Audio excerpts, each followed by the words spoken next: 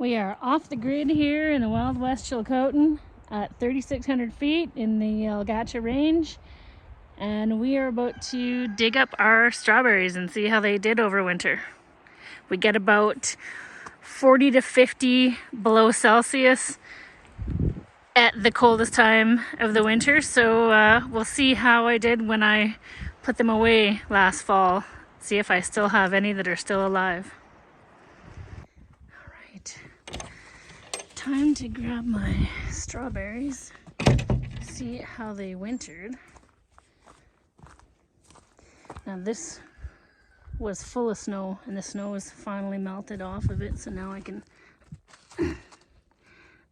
see how these did. Oh, I see green already. Oh.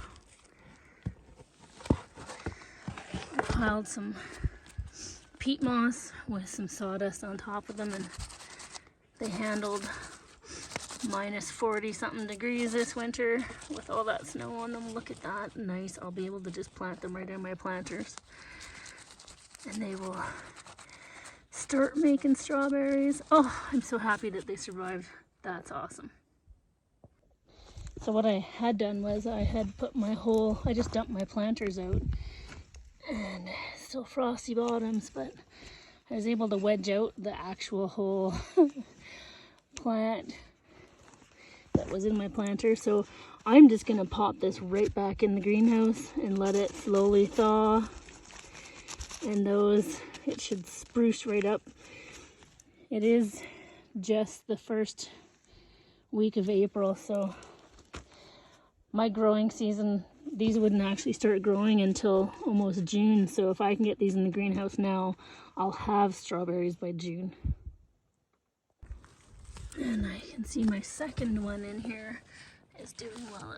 So we're gonna see how it did.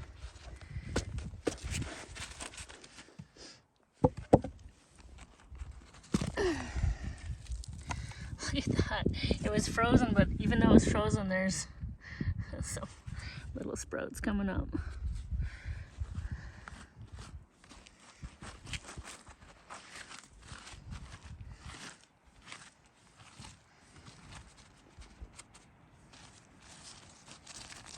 Oh, look at that. Isn't that wonderful? And I just popped out the second one here, and it's beautiful. It even has these long shoots that were stuck under there. And like I said, it's April, so there's no growing happening, but these things look like they did really well underneath that compost and peat moss. And now to get them back to growing. So my soil is basically a mixture of wild peat mixed with manures, chicken manure, and lots of bark, sawdust, all kinds of things. Here's chunks of chicken manure.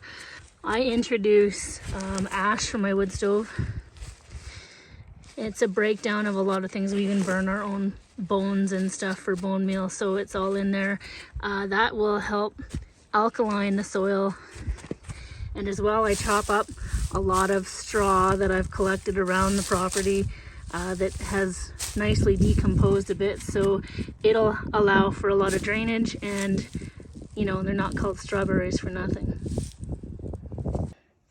So in the end, this is what I have for my strawberries.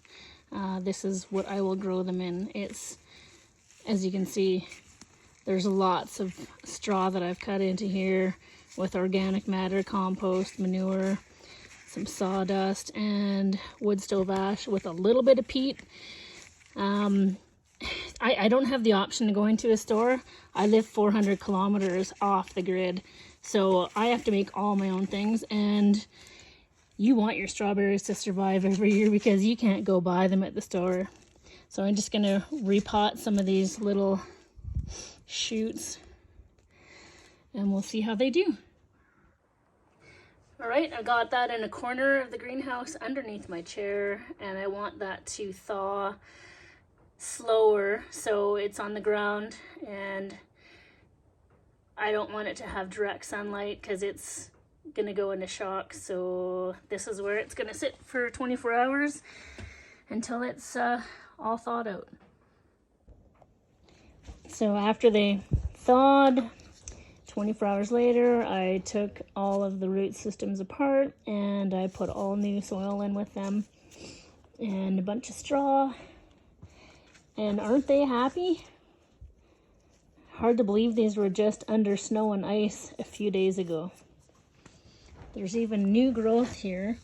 I don't know how it grew over winter, but that new growth had to have been from, well, a little while ago when it was underground.